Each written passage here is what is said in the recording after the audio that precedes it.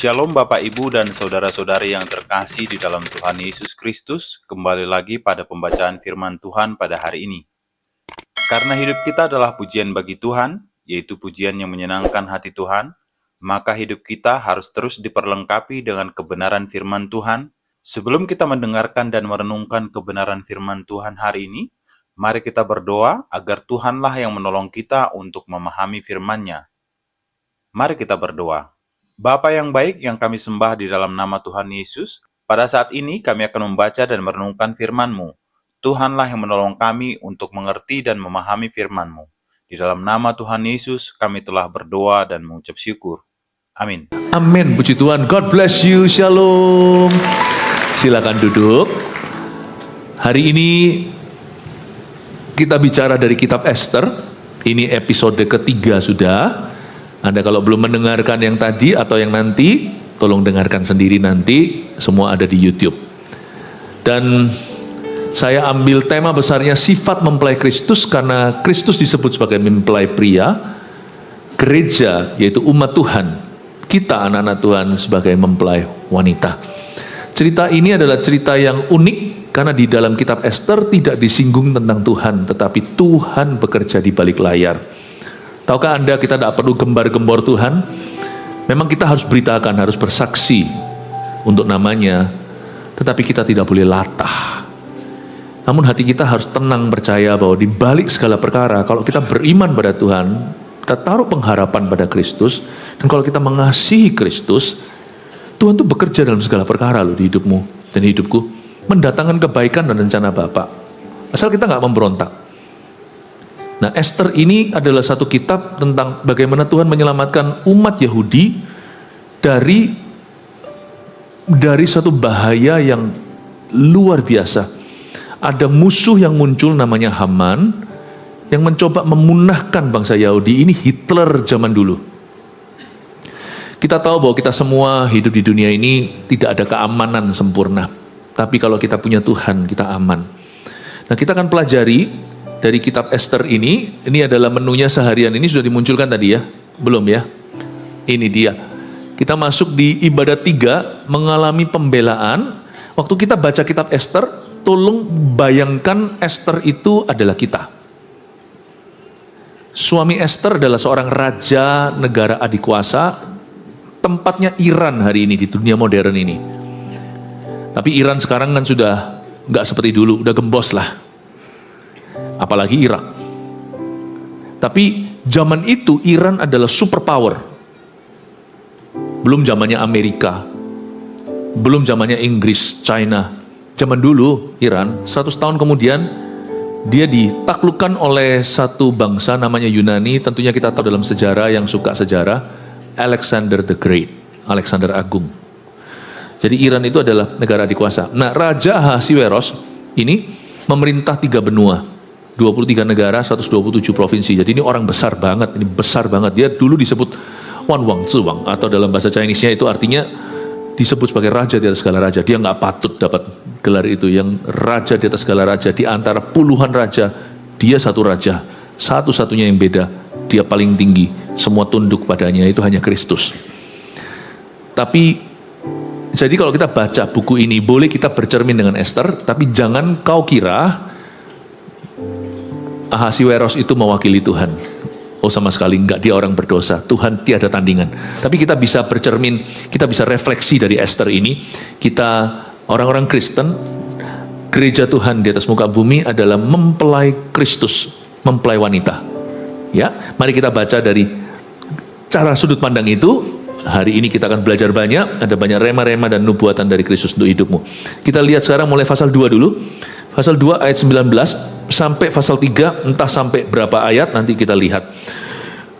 Mordekai mengetahui suatu kesekongkolan. Ada satu orang namanya Mordekai. Selama anak-anak darah dikumpulkan untuk kedua kalinya, Mordekai duduk di pintu gerbang istana raja. Adapun Esther tidak memberitahukan asal-usul dan kebangsaannya seperti diperintahkannya kepadanya oleh Mordekai, sebab Esther tetap berbuat menurut perkataan Mordekai, seperti pada waktu ia masih dalam asuhannya. Berhenti sampai situ dulu. Mordekai ini siapa lagi? Makanya beruntung orang yang sudah membaca Alkitab meresap lebih banyak kalau saya memberikan pengajaran seperti ini. Saya kasih juga satu ringkasan supaya yang belum membacanya juga mendapatkan sesuatu. Mordekai ini adalah ayah asuhnya Esther. Dia sebenarnya adalah kakak sepupu. Tapi karena usianya jauh lebih tua, papa mama Esther mati, dia adopsi. Mordekai ini kerja di pemerintahan Iran, di negara Persia. Tepatnya di sebuah benteng namanya Benteng Susan. Itu adalah salah satu ibu kota di zaman Irak, Iran, zaman kuno itu. Mordekai ini seorang hero, seorang pahlawan. Dan dia seorang negarawan. Tapi dia orang Yahudi. Orang Yahudi ini kan berapa tahun silam, mereka kan kalah perang, lalu diangkut semuanya ke Babilonia. Babilonia di Irak sana ditaklukkan sama Iran, ditaklukkan sama Persia. Jadi zaman dulu sampai sekarang itu orang itu gonta-ganti yang berkuasa. Baik politik, baik bisnis, semua itu gonta-ganti. Tapi Tuhan yang tidak berubah. Tuhan itu mengangkat raja, turunkan raja. Makanya kita semua harus takut akan Allah. Nah, Mordekai salah satu keturunan orang Yahudi tinggal di negeri orang. Tapi sekarang menjadi seorang pegawai negeri. Mordekai ini papa asuhnya Esther. Esther itu nama kerennya, nama dusunnya, nama aslinya Hadassah. Oke, saya harap Anda siang hari ini siap mental dan pikirannya untuk saya bombardir dengan informasi dulu, karena ujungnya bukan informasi, ujung semua ini aplikasi dalam hidupmu. Ya, penting. Saya rasa Bible study seperti ini mendewasakan iman kita. Esther dididik sama papa asuhnya. Mordekai ini luar biasa. Nah, nanti Mordekai ini jadi kunci kemenangan. Jangan Anda kira orang-orang yang akan menyelamatkan Anda dan saya itu orang-orang besar semua. Kadang-kadang Tuhan tuh kasih orang-orang yang tidak terduga. Pertolongan dari tempat yang tidak terduga itu selalu cara Allah bekerja. Jadi karena itu never undermine people. Tidak boleh kita meremehkan siapapun dalam hidup ini. Jangan remehkan tukang parkir. Jangan remehkan siapa. Sama orang itu semua harus orangkan. Jangan pandang bulu. Ya. Nah, Mordekai ini ternyata kunci keselamatan raja. Tapi saya ajak Anda untuk lihat Esther dulu. Esther ini luar biasa. Kenapa dia jadi ratu? Kebaktian sebelum tadi saya jelaskan, dia memang sudah punya wibawanya. Wibawa itu terdiri dari apa? Saya jelaskan tadi, terdiri dari karakter dan kemampuan. Esther memang sudah punya auranya jadi ratu. Jadi cepat lambat kalau Anda sudah beraura, Anda pasti jadi. Masalahnya itu kita jangan jadi orang yang murahan. Jangan jadi orang yang gampangan. Jangan jadi orang yang suka gampangin orang lain. Orang kayak gitu tuh nggak pernah ada yang besar. Saya nggak pernah lihat dalam, mungkin saya hidup belum cukup tua ya. Tanya yang lebih tua kali. Pernahkah Anda dan Anda lihat orang yang suka gampangin orang bisa jadi orang besar? Nggak bisa. Sebentar paling jadi orang besar. Nggak bisa lama. Esther ini luar biasa. Dia sekarang posisinya sudah jadi ratu nih. Dia menggantikan ratu pertama, yaitu Ratu Wasti. Esther menggantikan karena Esther itu sangat menghargai kesempatan, sedangkan Ratu Wasti itu orangnya gampangin. Biasanya itu gampangin kesempatan, gampang. Lain kali, selalu ada lain kali. Suatu hari dipecat dia. Esther sekarang posisinya sudah jadi ratu. Mari kita lihat sekarang ayat 20. Adapun Esther tidak memberitahukan asal usul dan kebangsaannya seperti diperintahkannya kepadanya oleh Mordekai. Berhenti di sana. Jadi untuk waktu cukup lama, raja yang meminang permaisurinya tidak tahu bahwa dia keturunan Yahudi. Mereka pada nggak tahu asal usulnya, karena orang Yahudi itu kan campur ya. Kalau dilihat benar-benar kan kayak orang bule. Tapi nggak semua loh. Ada orang Yahudi yang nggak semua pirang. Ada orang Yahudi yang hitam rambutnya. Ada pula kalau Anda ke Israel hari ini, lama ya nggak ke Israel rasanya. Semoga cepat selesai perangnya supaya saya bisa ajak lagi. Ada pula yang berkulit hitam. Jadi sebenarnya kalau bicara tentang orang ras Yahudi itu ada, tapi kalau Anda nggak bisa nebak, ada juga yang pirang gitu ya. Kita nggak tahu, orang nggak akan tahu dia ini keturunan mana. Ternyata Ibrani dia. She was a Jew, she was Jewish. Tapi dia simpen. Jadi salah satu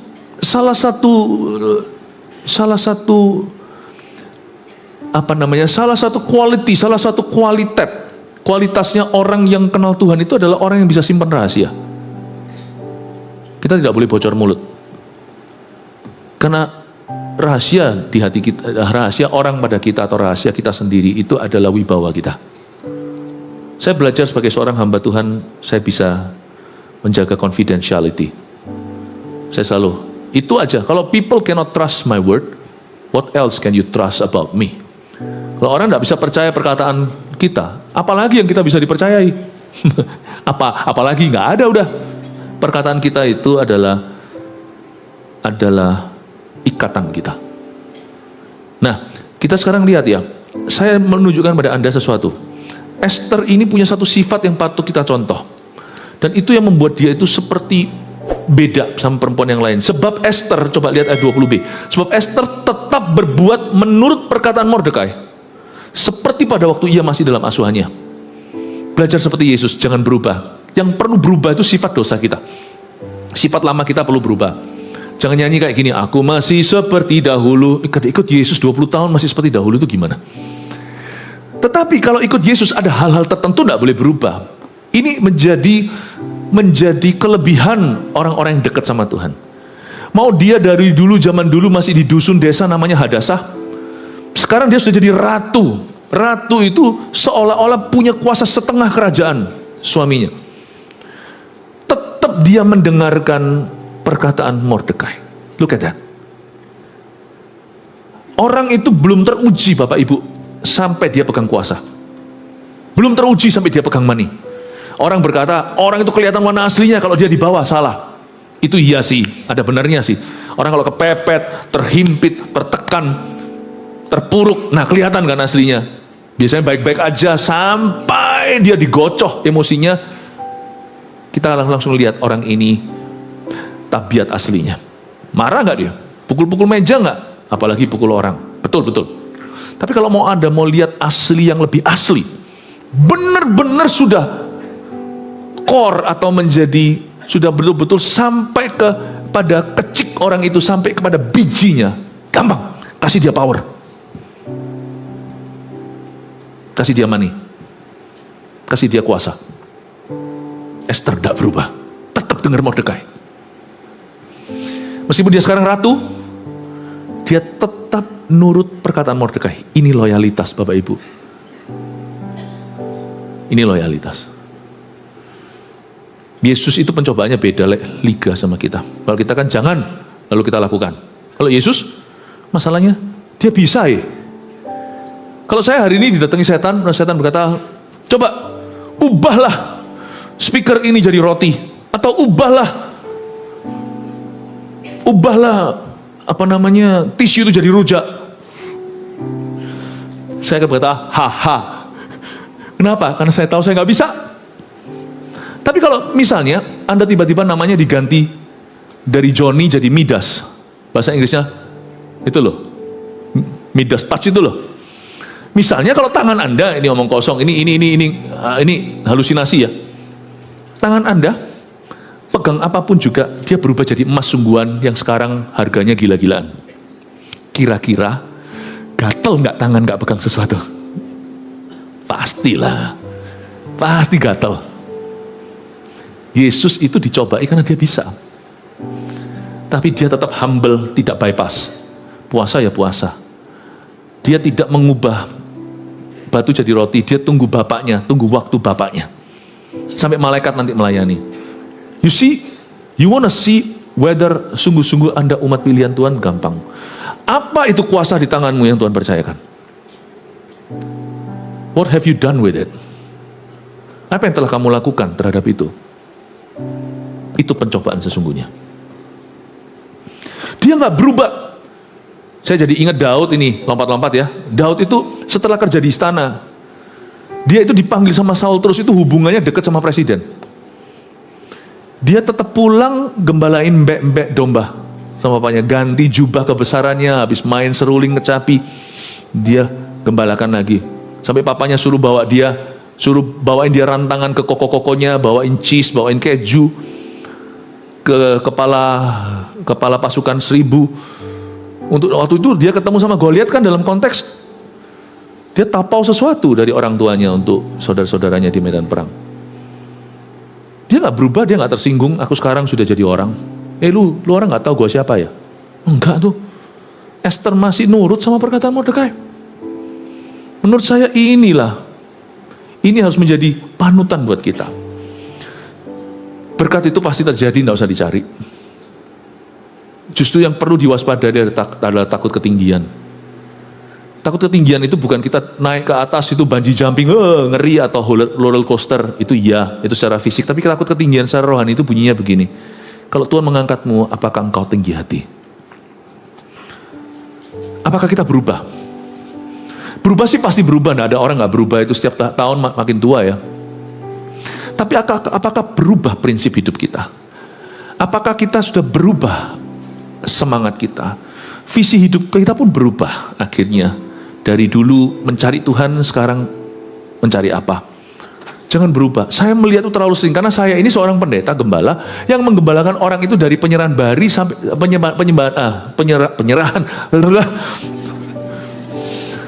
penyerahan bayi sampai penguburan orang mati.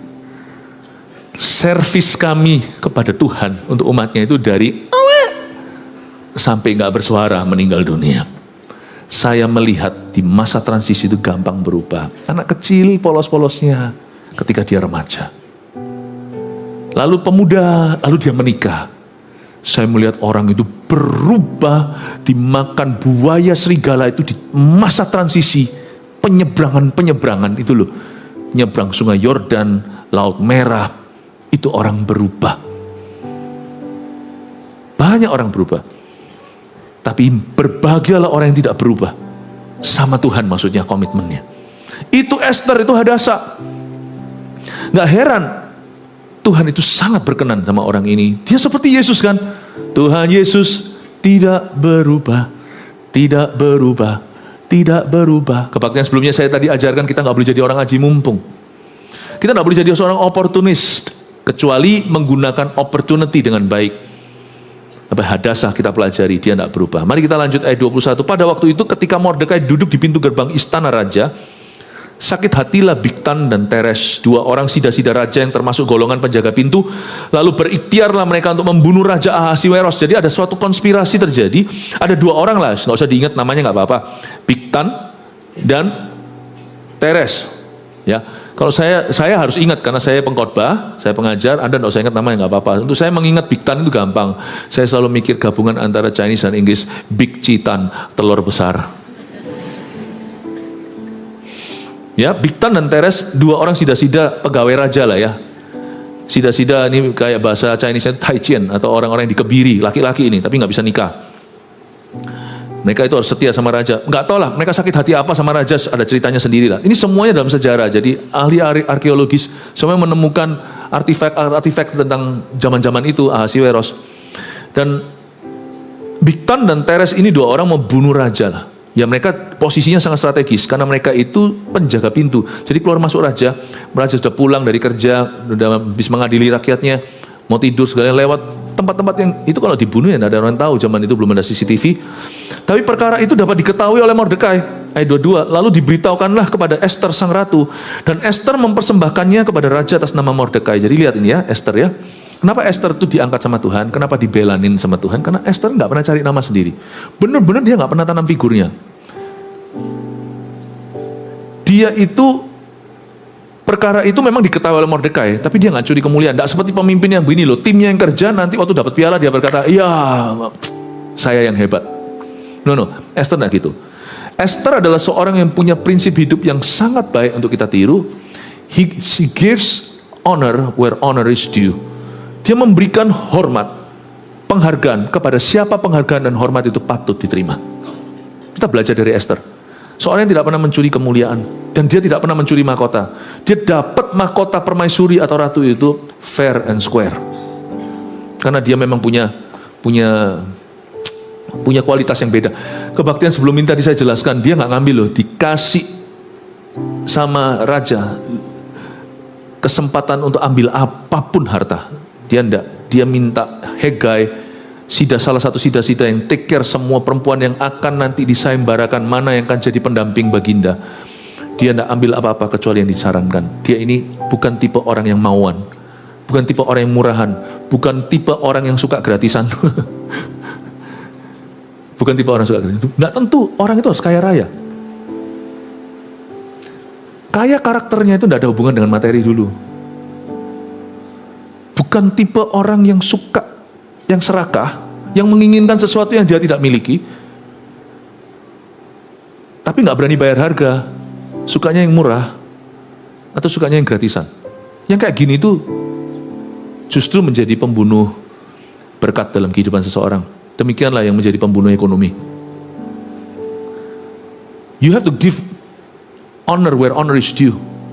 You give money where money is to be given. Memberikan honor, hormat pada siapa hormat harus diberi. Memberikan money bahkan. Kalau ada orang berusaha misalnya tadi saya bilang salah satu, misalnya saya makan atau apa, atau kemana. Kalau saya tahu itu adalah usahanya, dan itu bidangnya. Dan saya tahu itu adalah sesuatu yang dia gumul, itu sesuatu yang benar-benar dia studi, dan itu menjadi karya utamanya. Saya tidak harap kalau misalnya saya berhadapan dengan orang gitu, saya diberikan gratisan. I want to pay. I want to pay. I want to honor that person. Aku mau menghormati orang itu. I want to pay. Saya mau menghormati dia. Mentalitas kan kita kan beda. Banyak, wah kalau bisa gratis, kenapa tidak? Loh, kalau memang gratis adalah hak, aku ambil. Tapi kalau gratisku itu ngambil haknya orang lain, nggak mau aku. Please don't make any profit. Di dalam dunia pekerjaan Anda, baik itu sebagai karyawan maupun pengusaha, jangan ambil keuntungan yang tidak patut kita ambil. Jangan mengkorupsi berkat orang lain. Never corrupt. Jangan pernah mengkorupsi berkat sesama orang lain. No, aku tidak mau berkatku dikorupsi kok. Saya juga tidak mau mengkorupsi berkat orang lain. Kalau itu adalah hakmu, saya kasih. Meskipun dia tidak minta. Misalnya, kalau memang tidak boleh ada tipping, tidak boleh memberikan uang kecil gitu ya, ya jangan. Hargai sistem. Tapi kalau memang tidak ada peraturannya, toh kalau Anda tidak kasih, mereka tidak minta. Tapi kalau tidak apa-apa, tidak mengapa itu diberikan. Tolong kasih yang baik. Anda harus hormati orang itu kalau orang itu memberi servis yang baik. Orang Kristen tidak boleh pelit. Saya tidak bicara tentang money. Saya bicara tentang honoring, menghormati dan menghargai sesama. Orang Kristen harus menunjukkan terlebih dahulu. Amin Bapak Ibu Saudara. Semoga Anda bisa mengerti ya ini ya. Mordekai ini gini. Dia mengetahui konspirasi itu lalu diberitahukan kepada yang berwenang. Ketika diberitahukan, akhirnya otomatis konspirasi itu dibatalkan, nggak jadi. Tapi sang ratu mempersembahkan hal itu atas nama Mordekai. Dia bilang, ini Mordekai Baginda, Mordekai. Dia ngomong sama panitera negara, suruh masukkan di sana bukan nama Esther atau Hadassah, tapi Mordekai yang menemukan. Memang begitu faktanya. Esther tidak mau campur. Kalau memang kita tidak ada urusan dengan glory itu, reject glory. Tolak kemuliaan. Tolak. Jangan kita gampang menerima pujian hanya karena semata-mata pujian itu tentang kita. Kalau itu tidak benar, faktanya Anda juga berkata, enggak kok, sebenarnya tidak begitu. Anda harus ralat. Hati-hati setiap glory yang kau curi, itu pasti Tuhan izinkan satu duri untuk mendetoksmu nanti. Jadi saya paling takut kalau dapat glory. Kalau saya dapat glory yang saya berhak pun, saya pasti akan akhirnya kembalikan itu ke Tuhan. Saya berkata, ya betul, tapi aku bisa gini sebenarnya juga karena, nah, tapi kalau itu glory bukan milikku, saya diam aja. Pura-pura dalam perahu, kura-kura sudah tahu. Kura-kura tidak tahu, pura-pura sedang dalam perahu. Gimana sih itu? Kura-kura dalam perahu, pura-pura tidak tahu. Nggak boleh.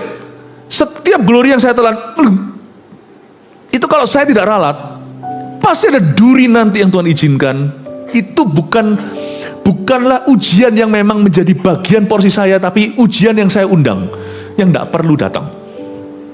Akan ada duri yang Tuhan izinkan dalam hidup saya untuk memastikan yang kau telan, kau muntahkan. Pernah sekali ada suatu kejadian yang cukup ekstrim. Tapi di hari-hari saya sedang mendidik anak-anak muda. Ya, dahulu ini terjadinya puluhan tahun yang lalu. Ada satu orang makan di satu tempat. Makan bakso atau apa gitu. Semua yang lain fine-fine saja, tapi dia punya lupa ditagih. Dia pergi sama teman-temannya, akhirnya dia juga kura-kura dalam perahu, pura-pura tidak tahu. Terus akhirnya dia berkata, aku gak ditagih, aku gak makan. Terus karena saya ada di tempat, kan saya tidak bisa diam, karena saya pendidik mereka. Yesus kan guru, jadi kemana-mana harus ngajar. Gak hanya waktu di mimbar, saya harus ngajar. Nah ini anak-anak muda kalau gini kan kamir nanti. Apa yang ku ajari kan percuma kalau seperti ini spiritnya. Culture baby, culture, kebudayaan, gampang. Kalau itu sudah jadi culture, susah untuk kita ralat. Paham maksud saya? Saya tunjukkan ya. Kalau setan mau merusak satu generasi itu memang hanya dengan merusak, bukan dengan hajar setiap orang, enggak. Bikin aja suatu kejadian dan itu diterima, turun 10 tahun kemudian itu jadi kebiasaan. Mateng sudah sampai titik itu susah diralat. Saya ada di sana, saya sebagai guru mewakili maha gurunya, yaitu Tuhan Yesus. Saya nggak bisa diam. Terus saya bilang, kamu nggak bayar, kamu nggak bayar. Wah tapi sudah kejadiannya berapa hari lalu. Saya langsung ngomong, saya cuma ngomong, asal ngomong. Tapi ternyata saya nggak tahu itu Roh Kudus hingga pada saya. Saya bilang, apa yang kamu makan bukan milikmu, pasti kau muntahkan. Langsung hari itu muntah-muntah dia. Baksonya keluar semua. Itu bukan 2 hari. Kalau nggak salah hari yang sama lah ya. Atau keesokan harinya pagi, waktu saya ketemu sama saya bilang, apa yang kau makan? Kalau itu bukan milikmu, itu adalah berkat orang. Nggak fair lah. Kalau kamu memang nggak mau bayar, ya nggak usah makan. Ngapain kamu ingini baksonya? Kalau kamu memang nggak mau bayar, nggak usah makan. Kan gampang, nggak usah susah. Toh nggak berdosa, nggak makan. Ya sudah, aku memang nggak berhak atas itu. Memang aku nggak mau bayar kok. Ya udah, itu bukan milikku ya. Saya juga nggak mau ngingini. Ngapain saya pelototin terus? Padahal saya nggak bisa makan. Ngapain? Nggak usah saya siksa diri sendiri. I want to be happy. Saya ngomong sama dia, apa yang kamu makan ya? Pasti kamu muntahkan. So, dalam grup ini yang saya ajari, saya bilang tidak ada orang bila melakukan ini dalam hadirat Allah. Karena saya bawa hadirat Tuhan di tengah-tengah kalian. Saya bilang nggak bisa. Oh jangan ngomong gitu segalanya, sorenya muntah semua, keluar. Saya jadi ingat ayat, Tuhan itu melakukan keputusan utusan-utusannya, dan dia melaksanakan perkataan hamba-hambanya. Saya sendiri belajar sesuatu dari pengalaman, oh Tuhan apa yang kutelan, kalau memang itu bukan untuk aku, jangan deh Tuhan ngapain cari penyakit. Itulah sebabnya uang yang bukan milik seseorang, orang Kristen larikan, you trust me. Uang gak tentu ganti orang, miliarnya tetap ada di kantong Anda. Pasti ada sesuatu yang miliar gak bisa beli yang kau sesali nanti untuk memuntahkan semua berkat miliaran yang milik orang. You will never get away. My God is just. Allahku itu adil. You will not get away. Nah kan, orang yang larikan, yang rusak rumah tangga orang, you will not get away. Karena itu saya paling takut sama Tuhan. Sebelum kita bicara tentang pembelaan Tuhan, karena istrinya Yesus misalnya ya gereja itu pasti ngalami pembelaan Tuhan. Salah satu karakteristik daripada mempelai Kristus adalah dibela sama Kristus. Sebelum kita ngomong tentang pembelaan, kita harus bicara tentang pendidikan Allah dulu. Sampai Allah hanya membela orang-orang yang dia didik. Dia hanya menyesah anak-anak yang sejati, anak-anak gampang dibiarkan. Jadi Tuhan hanya membela anak-anak tulen saja. Jadi sebelum saya jelaskan tentang pembelaan, saya harus bicara tentang kekudusan. Kekudusan tidak tentu tentang moralitas, seksualitas. Kekudusan itu tentang integritas, tentang kebenaran di dalam batin kita. Semoga ini Anda tangkap ya. Prinsip-prinsip ini menurut saya bukan prinsip untuk anak-anak SD secara rohani. Ini adalah prinsip untuk universitas. Saya mau memberikan pada Anda makanan keras untuk Anda cerna. Semoga siang-siang gini Anda bisa mencerna yang ginian ya. Ya, coba katakan kanan kirinya, ayo jangan bengong.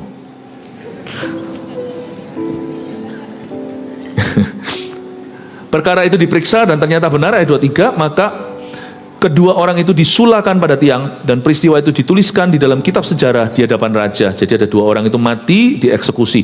Pasal 3 ayat pertama, mari kita lihat pembelaan sekarang ya. Cepat aja, waktu saya tidak banyak.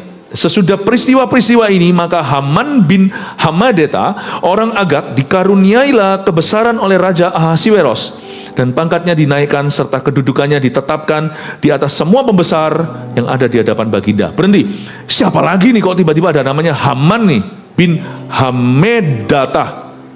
Garis bawahi, orang Agag. Orang yang agak gimana gitu loh. Oke, siapakah Haman? Kok banyak sekali tokoh di sini? Haman di sini adalah kalau dalam suatu play itu dia itu orang jahatnya lah. Apa namanya itu kalau bahasa kerennya? Antagonis, ya. Dia adalah antagonisnya. Tapi ini kejadian sungguhan. Haman ini adalah orang Agag. Orang Agag itu naik. Dia ini keturunan Agag, katakan Raja Agag. Raja Agag itu kakek moyangnya itu orang Amalek. Anda ingat gak kejadian saat Saul ditegur Tuhan dan kerajaan diambil dari dia? Waktu dia kalahkan Amalek, dia simpan mbek-mbek dan lembu wagyunya. Lalu gak cuman itu, dia spare atau dia buat hidup, tetap hidup, malah berteman berapa minggu, karena Samuel datang terlambat ke medan pertempuran. Saul biarkan Raja Agag tetap hidup several weeks, beberapa minggu. Kejadian ini dibandingkan sekarang waktu Esther 500 years ago, 500 tahun lalu. Listen, setan yang kau biarkan ucul akan menghantui turun-temurunmu ratusan tahun kemudian. Paham Bapak Ibu Saudara? Tidak ada dosa itu yang murah. Anything you do now, turun. Familiar spirit, setan yang familiar dengan itu akan turun. Terlebih setia Allah Roh Kudus bagi orang yang taat kepadanya, turun-temurun hingga ribuan keturunan. Tuhan setia pada mereka. Cus, pilih siapa yang kau layani. Saul mengizinkan Agag hidup. Ini salahnya Raja Saul. Makanya Saul itu sungguh-sungguh membuat kerusakan besar. Dia boleh dikatakan salah satu raja terburuk Israel. Dia raja pertama. Gara-gara keteledoran yang disengaja oleh Saul, akhirnya keturunan Israel 500 tahun kemudian hampir dipunahkan oleh keturunannya. Mungkin selama berapa minggu itu, namanya kan raja. Saul itu jadikan dia papet lah ya, jadikan dia boneka lah ya, udahlah. Saul itu kan selalu butuh pembuktian diri. Dia itu ada semacam suatu isu penerimaan. Jadi selama berapa minggu saya bayangkan Agag itu pasti dijamu, sorry ya, pasti dikasih perempuan. Karena itu salah satu caranya orang raja-raja zaman dulu, cara-cara kotor. Ya itu politik kotornya mereka. Nah selama berapa minggu itu dia pasti tidur dengan seseorang. Ini loh keturunannya. Kompromi kita hari ini 500 tahun kemudian akan membahayakan. Oh lama banget 500, rasanya enggak sih. 5 tahun kemudian akan membahayakan. 15 tahun kemudian pasti akan ada sesuatu yang mau dipunahkan dalam hidupmu. Makanya kalau saya mau berbuat dosa, melanggar firman Allah secara sengaja, enggak sengaja aja kita melakukan banyak kesalahan kok. Kalau saya mau secara sengaja memberontak kepada titahnya, saya mikir Tuhan, ini konsekuensinya panjang. Ini konsekuensi yang panjang. You see, the snake you allow to grow, the snake that you did not kill, will turn into a dragon that will kill your children. Saya ulang. Ular yang tidak kau bunuh ketika kau berkesempatan untuk menghabisinya akan berubah menjadi naga merah yang akan menghabisi keturunanmu nanti 5 tahun, 10, 15 tahun lagi dari sekarang. Dan kita tidak mau lihat itu terjadi kan? Lebih baik kau bunuh naganya sehingga nanti keturunan kita hanya menghadapi cacing-cacing saja. Saya selalu ajarkan ini dengan cara yang berbeda-beda, mengingatkan para orang tua untuk mencari Tuhan di masa hidupnya. Jangan suruh anak-anaknya. Anak punya peperangan sendiri. Kalau bisa kita perangi habis supaya sisanya itu anak hanya dapat sparring partner aja. Di sini kita mempelajari sesuatu, Haman tidak seharusnya hidup. Ini adalah kesalahan Saul dan ada jeda waktu berapa minggu muncul pembunuh. Be careful. Oke, lanjut ya. Ayat 2, dan semua pegawai raja yang di pintu gerbang istana raja berlutut dan sujud kepada Haman. Haman ini gaya karena dia mendapatkan promosi. Memang dia ini orang yang sangat-sangat dikenan raja. Ya, muncul satu tokoh baru namanya Haman. Semua orang itu berlutut sama dia. Sebab demikianlah diperintahkan raja tentang dia. Tetapi Mordekai tidak berlutut dan tidak sujud. Jadi Haman ini mendapatkan, mungkin dia berjasa lah sesuatu lah. Ekonomi apa, nggak tahu. Di masa pemerintahan seorang presiden namanya Ahasiweros, seorang raja yang besar, ada salah satu penasihatnya itu yang kuat. Dia punya banyak penasihat, tapi salah satu ini stand out. Salah satu ini memang betul-betul beda banget. Dan mungkin dia adalah anak emasnya, Haman ini. Dikasih macam-macam. Makanya itu hati-hati ya Bapak Ibu. Kalau kita menganak emaskan sesuatu, anak buah, atau apapun juga, kita harus hati-hati. Pastikan kita itu juga studi yang baik. Percaya sama orang itu sangat diajarkan dalam firman, tapi percaya buta tidak pernah disarankan. Semua pegawai raja di pintu gerbang, raja suruh buat berlutut. Memang dia pernah berjasa, tapi raja tidak perlu over. Karena over justru bisa dimanfaatkan oleh Haman. Sayangnya raja ini tidak detil. Raja ini tidak mau melihat lebih spesifik, lebih dalam lagi sebuah kasus. Pokoknya berjasa, udah gitu. Siapa pernah tahu bahwa orang yang berjasa nanti menjadi iblis utama? Kita tetap harus hati-hati dan bijaksana. Ini suatu konteks saya yang harus kita pelajari. Dan semua orang disuruh berlutut kecuali kecuali Mordekai nggak mau berlutut. Tahu nggak kenapa Mordekai nggak mau berlutut? Karena dia orang Ibrani. Orang Yahudi ditentang keras, sama seperti hari ini orang Kristen diajari. Kita tidak boleh tunduk. Tunduk ini bukan nurut, ngikut, bukan. Tidak boleh sujud menyembah pada apapun juga, kecuali Allah yang hidup yang tidak ada formnya. Nggak ada formnya. Ya, mau diwakili pakai apapun juga itu jauh dari aslinya. Kalau misalnya saya ada seniman nih, ada 10 di depan saya, atau selusin sekalian 12. Semuanya bisa ngelukis, tapi ngelukisnya itu jelek semua. Gambar saya nanti hidung saya terlalu betet. Gambar lagi nanti sesuatu beres. Gambar badan saya dibikin buncit. Atau dibikin yang terlalu nggak masuk akal, itu bukan aku. Saya pasti ngomong sama mereka, sudah deh, kalian 12 orang, tidak usah gambar saya sama sekali. Ya, nggak usah gambar saya. Daripada saya digambar salah, lebih baik nggak usah. Tuhan ngomong gitu sama setiap orang yang membuat wujud buatan tangan untuk menyembah dan mewakili Tuhan itu siapa, sehingga orang menyembah pada buatan tangannya. Udah deh, nggak usah dah. Apapun yang kau buat dan pahat, apapun yang kau bentuk, dan kau pasang namaku di situ, nggak mirip sama aku. Itu semua gubuk dibandingkan dengan aku aslinya. Udah nggak usah sekalian. Makanya itu orang Yahudi tahu prinsip ini. Ini roh pengenalan akal yang benar. Itulah kemiripan orang Yahudi dengan orang Kristen hari ini. Kita tidak sujud pada apapun juga yang menamakan dirinya Tuhan, karena Tuhan tidak kelihatan. Kalau kita mau menyembah Tuhan itu dalam roh dan dalam kebenaran. Dalam roh itu insight. Kebaktian 1 saya ajarkan, spiritual life, kehidupan rohani itu dimulai dari dalam. Sebenarnya kita tidak pakai liturgi seperti apa. Kalau saya mau, saya juga bisa. Saya juga bisa mungkin dress myself in a certain way. Mungkin pakai pakaian gimana. Saya kalau mau holy dengan cara begitu, saya juga bisa. Menurut saya banyak orang juga akan mudah percaya. Saya nggak mau. Karena spiritual life is what's real on the inside. Karena kehidupan rohani itu ada sesuatu yang nyata di dalam diri kita. Kalau kita mau menyembah Tuhan itu dalam roh dan dalam kebenaran. Hidup kita itulah mimbarnya. Anda bisa lihat hidup orang itu. Nah, itu jauh lebih penting daripada orang Farisi yang harus pakai jubah yang seperti tertentu, berdoa dengan cara tertentu. Bapak Ibu Saudara, apa yang saya coba katakan di sini,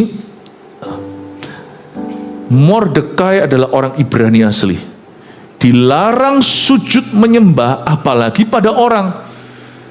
Nah, ini raja agak ngawur waktu dia berjasa, tetapi dia terlalu mengagungkan salah satu orang yang di bawah kuasanya, sehingga orang tersebut menjadi-jadi. Justru nanti jadi momok dalam cerita ini. Tapi siapa namanya, si Mordekai tidak mau sujud kepadanya. I refuse. Ini saya kagum. Mordekai ini papanya Hadasa. Jadi saya lihat like father, like daughter, like brother, like sister. Makanya Esther itu juga setia pada Allah. Mordekai tidak mau sujud. Bapak Ibu Saudara, di dalam hidup kita, saya janji satu hal. Kita semua akan alami. Tahun ini bukan hanya tahun berkat. Bukankah disebut tahun kemenangan? Tahun kemenangan itu ada peperangan. Dalam konteks peperangan hidupmu, di mana kita ditekan, dihimpit, dipojokkan, jangan kompromi. Never compromise your faith. Sebab kalau kita kompromi, sesuatu yang Tuhan bilang salah, kalau kita tahu dari firman ini yang benar kita tidak lakukan, kita kompromi berharap Tuhan pasti maha pengertian, kita menurunkan martabat Tuhan. Karena Tuhan itu raja, kita itu hamba. Tidak bisa kita berkata Tuhan pasti ngerti lah situasiku. Tidak boleh. Kita mesti percaya. Waktu kita lakukan firman Tuhan, kita percayakan jiwa kita. Sekalipun kalau kita kompromi misalnya, pasti kita dapat kemudahan. Tapi jangan lakukan itu. Mungkin Anda dapat materi, mungkin dapat kesempatan, mungkin dapat benefit yang lainnya. Tetapi sadarkah Anda waktu kita kompromi, sesuatu yang jelas serta-merta firman berkata, seperti Mordekai disuruh tunduk, apa susahnya sih? Cuman sujud gini aja loh, apa susahnya? Toh setelah gitu juga orang lupa. Yang lainnya semua sujud kok, kita sendirian yang masih tegak. Jangan cari penyakit lah, jangan cari perhatian lah. Loh, ada hal-hal tertentu yang kita perlu smart. Ada hal-hal tertentu yang harganya mati. Kita nggak boleh kaku, saya tahu. Cuman ada hal-hal tertentu, diluasin pun nggak bisa. Mesti sudah pada porosnya. Dan dia itu sudah harga mati, tidak negosiasi. Dia sujud gitu tuh nggak bisa. Kalau dia sujud gini aja, mungkin pulang dia aman. Tapi sesuatu di dalam dirinya pasti hancur, jiwanya pasti rusak. Jadi dia nggak mau. Don't do it because it will ruin your soul. It will destroy you on the inside. Kita jadi orang nggak boleh kaku. Tapi nggak boleh kaku itu tetap ada batasnya. Satu titik di mana sudah tidak bisa. Ini hidup atau mati. Ini benar atau salah. Tidak semua dalam hidup ini adalah abu-abu. Ada yang hitam, ada yang putih. Harus jelas itu. Itulah sebabnya kita tidak boleh buta peta. Kita harus mengerti firman Allah. Mordekai berkata, no, I'm not going to bow down. Why? Kenapa? Because I am a covenant people of God. Karena aku adalah umat pilihan Tuhan. Kita di dalam tempat kerja kita, hidup kita sehari-hari, ingatlah bahwa kita semua adalah the bride of Christ. Kita semua adalah mempelai Kristus. Dan kita semua, masing-masing kita adalah umat pilihan Allah. Siapa di sini bangga sebagai mempelai Tuhan dan sebagai apa tadi? Ambasador Allah, sebagai umat pilihan Tuhan, umat perjanjian. Berikan tepuk tangan Tuhan. Itu beberapa orang udah mau tepuk tangan nggak jadi tadi. Ya, haleluya. Oke, kita lanjut ya. Setelah mereka menegur dia berhari-hari, ayat 4, dengan tidak didengarkan juga, maka hal itu diberitahukan mereka kepada Haman untuk melihat apakah sikap Mordekai itu dapat tetap, sebab ia telah menceritakan kepada mereka bahwa ia orang Yahudi. Ketika Haman melihat bahwa Mordekai tidak berlutut dan tidak sujud kepadanya, maka sangat panaslah hati Haman. Oke, sedikit side track. Kalau Anda mau lihat kecilnya orang itu, orang besar, orang kecil itu dilihat dari sisi apa? Dari sisi hatinya. Betapa kecilnya orang itu. Ini orang adalah orang kecil. Mau tahu orang kecil? Itu bukan bicara tentang status ekonomi. Orang kecil, orang besar itu bukan dipisahkan dengan itu. Ini orang kecil. Coba bayangin, semua orang tuh sudah sujud sama dia. Toh meskipun dia salah ya, be happy about it. Cuman satu nggak nunduk, itu bisa merusak harinya. Ini tipe orang yang kalau lihat donat selalu lihat lubangnya, nggak pernah menghitung donatnya. Sekali lagi saya nggak suka donat, jadi nggak usah khawatir. Pak Astagfirullah kok pakai donat terus, pakai ilustrasi, paling gampang soalnya. Amin Bapak Ibu. Ini orang gak pernah happy. Ini tipe orang Kristen ada yang spiritnya kayak Haman gini loh. Segala sesuatu sudah Tuhan berikan ke dia, cuman dia kepingin yang dia belum miliki. Dan sebelum dia punya itu dia gak happy. Selalu ada sesuatu yang dia inginkan, dan kalau dia sudah dapat, dia bosan. Selalu dia kepingin sesuatu yang dia gak miliki, dan sampai dia memilikinya, dia tidak akan pernah berbahagia. Ini Haman banget. Haman itu gak aman hatinya. Ya kayak gini. Ketika Haman melihat bahwa Mordekai gak berlutut dan sujud kepadanya, maka sangat panaslah hati Haman. Come on lah. Bukankah semua sudah sujud sama kamu, kurang apa? Satu doang lo gak sujud. Why? Udahlah. Gak bisa orang yang cincai gitu loh. Gak bisa orang ya sudahlah, atau bahasa Surabaya ya wis lah, itu gak bisa. Selama orang punya spirit gini gak bisa bahagia. Selalu ada sesuatu lain yang iblis cari gara-gara. Setan itu paling suka goda-goda. Setan itu kalau gak bisa bunuh gak bisa membunuh kita, membinasakan apalagi, dia akan mencuri dulu sukacita. Dia akan tikel-tikel kitik-kitik kita. Selalu di area di mana kita gak punya. Dan dia selalu penasaran atau sesuatu yang kok gitu ya. Selalu itu aja. Dan kalau kita fokus ke sana, kita gak fokus ke Yesus, dan kita mulai masuk segala macam penyakit mental. Itu selalu mulai di situ. Ini Haman banget. Ini setan. Setan bekerja dalam hatinya. Kita lihat ayat 6. Tapi ia menganggap dirinya terlalu hina lah untuk membunuh hanya Mordekai saja, nafsu. Karena orang telah memberitahukan kepadanya kebangsaan Mordekai itu. Jadi ketahuan ternyata ini orang Yahudi. Ngamuk dia. Jadi Haman mencari ikhtiar memunahkan semua orang Yahudi. Memang sudah bibit bobot bebetnya. Dia itu orang Amalek, sudah bebuyutan dengan orang Yahudi. Jadi sudah ada turun-temurun benci. Ternyata benci itu turun-temurun.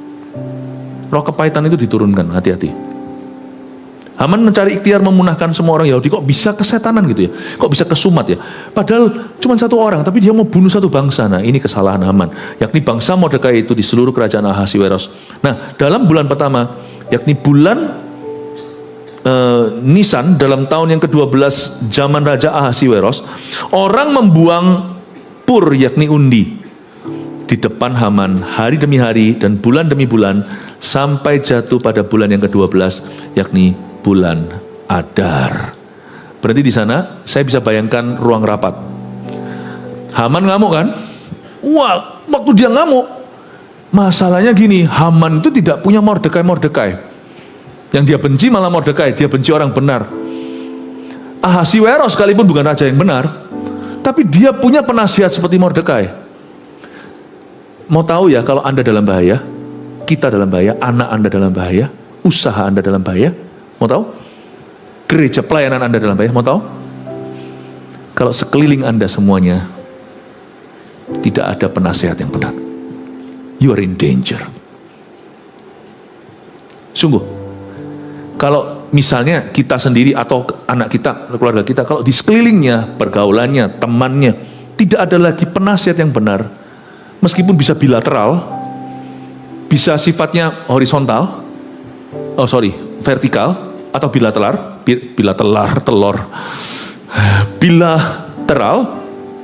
ya. Kalau Anda tidak menemukan Mordekai, orang-orang benar, sekalipun belum jatuh, sekalipun belum runtuh, your son is in danger, anakmu dalam bahaya.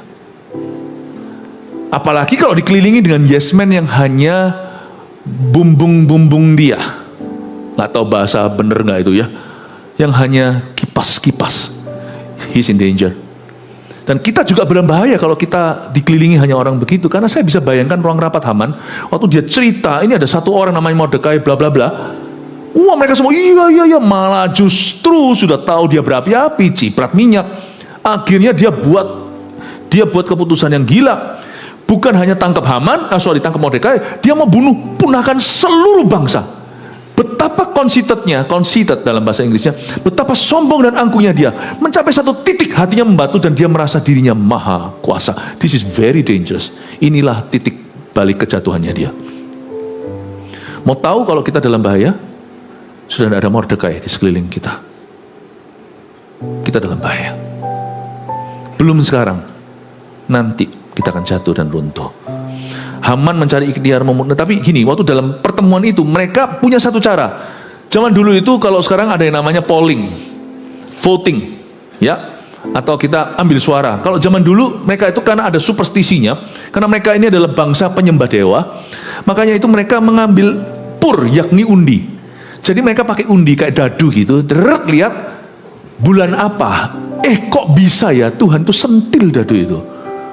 Muncul bulan 12, yaitu bulan Adar. Misalnya itu adalah awal tahun. Nanti kita tahu kok, waktu di ayat-ayat berikutnya, kita nggak baca karena waktu. Mereka punya waktu 12 bulan orang Yahudi untuk susun kekuatan. Dan mereka perlu nunggu 12 bulan baru bisa eksekusi, bunuh bangsanya Esther dan Mordekai. You see, even when your enemy is ready to kill you, Tuhan kasih jeda waktu sebelum mereka meruntuhkanmu. Saya jadi ingat ketika mereka keluar di atas laut yang kering, laut merah, Tuhan kasih tiang api, tiang awan di tengah supaya antara bangsa Israel yang dikejar dan yang mengejarnya tidak ketemu.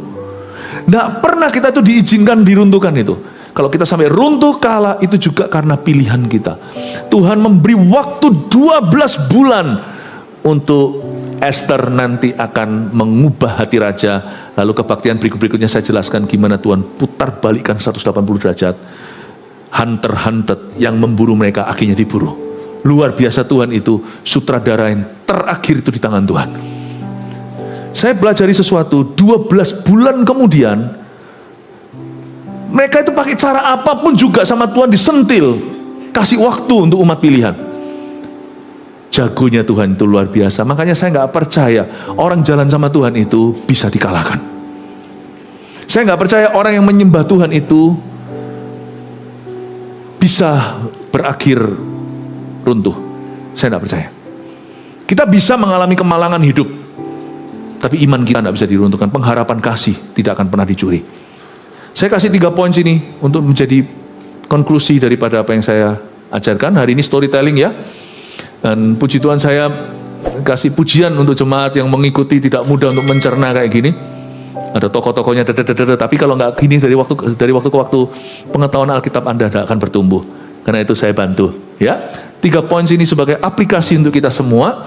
Apa yang kita bisa pelajari tentang pembelaan Tuhan, mengalami pembelaan sebagai mempelai Kristus. Kita ini mempelai Kristus semuanya. Kita ini anak-anak Tuhan. Kita anak raja, ratunya sorga lah ceritanya gereja itu. 1, hiduplah sesuai dengan status kita sebagai umat pilihan Tuhan. Never compromise. Never compromise. Saya tidak pernah mau kompromi. Hiduplah sesuai dengan status kita. Saya selalu ingatkan gini, bukan aku harus berbuat begitu, aku harus berbuat begini. Bukan pada behavior atau perbuatan atau kelakuan. Kita harus ingat status kita. Bukan what you do, what you don't do. Bukan apa yang kau lakukan, tidak lakukan. Tapi ingatlah who you are. Ingatlah siapa kita. Bahasa Inggrisnya bagus sekali. Manusia itu bukan human doing, human being. Kalau yang tahu bahasa Inggris, being itu menjadi, doing itu melakukan. Kita belum melakukan apa-apa aja, nggak bisa berbuat apa-apa, cuma bisa pup, cuma bisa makan, cuma bisa nangis. Kita sudah disebut human. Siapa bunuh bayi? Dia disebut sebagai pembunuh manusia. Kita human being. Jadi sebelum Anda melakukan apa, tidak melakukan apa, ingatlah dulu siapa dirimu. Aku anak Tuhan. Aku ambasador Kristus.